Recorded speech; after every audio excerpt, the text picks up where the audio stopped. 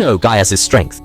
Though crippled, he crawls slowly yet remains deadly. Anyone he targets is certain to die. Gaiaz greatly impacted island birth control. That bubbling sound means he's near. Today, we'll learn who made Gaiaz in this curse's finale.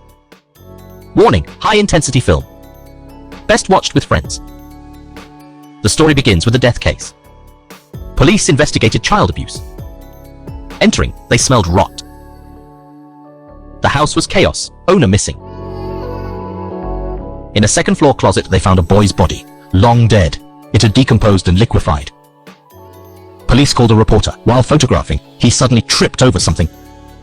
As he tried to leave the room, the dead boy appeared behind him.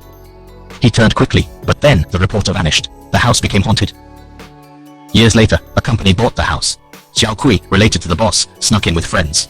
While exploring, Xiao Kui heard a child cry. She went upstairs as the door slammed shut.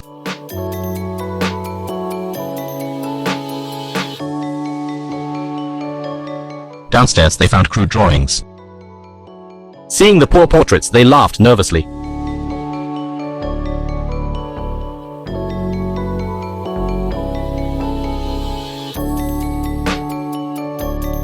They mocked the art, unaware it foretold their deaths. Upstairs, as Xiao Kui entered the bedroom, the lights began to flicker ominously. Xiao Kui gasped in fear.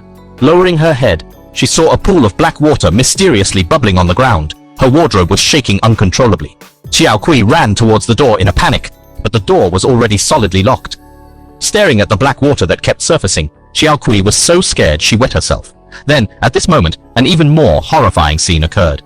Scared and panicked, Xiao Kui successfully broke open the door and escaped one step, but the other three people ridiculed her. The three of them, laughing, descended from the second floor. Even though they escaped, the curse had already fallen 4 of them. During physical education class, Nisheng felt unwell, so he moved to the side to rest. He always felt that someone was watching him. He turned his head to look. Unexpectedly, there was an automatic wind, as if something was lurking behind him. Trembling, he rose to check, but there was absolutely no one backstage. Nisheng was about to leave.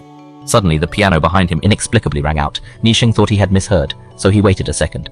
The touch of sickness made Nisheng suspect that he was ill.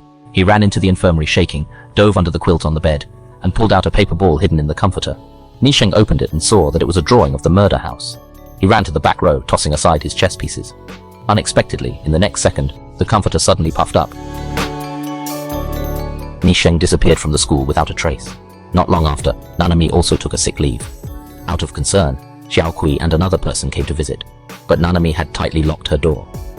After forcibly opening it, they saw that it was pitch dark inside, and all the places with gaps were pasted over with newspaper. Nanami hid under the table, shivering.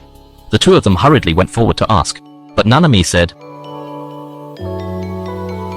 Upon hearing, the color drained from Xiao Kui's face. She saw the cabinet beside her began to shake violently, and then a ghost hand slowly proceeded from it. With such a bizarre atmosphere, Xiao Kui couldn't bear to stay any longer. She urged Xiao Kui to leave.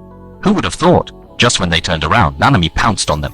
Xiao Kui was sure she was going to die. Luckily, both of them were able to escape.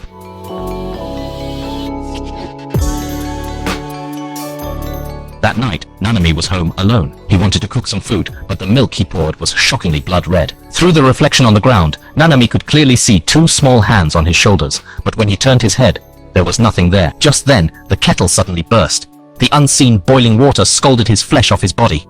Then an extremely horrifying scene presented itself inside the refrigerator.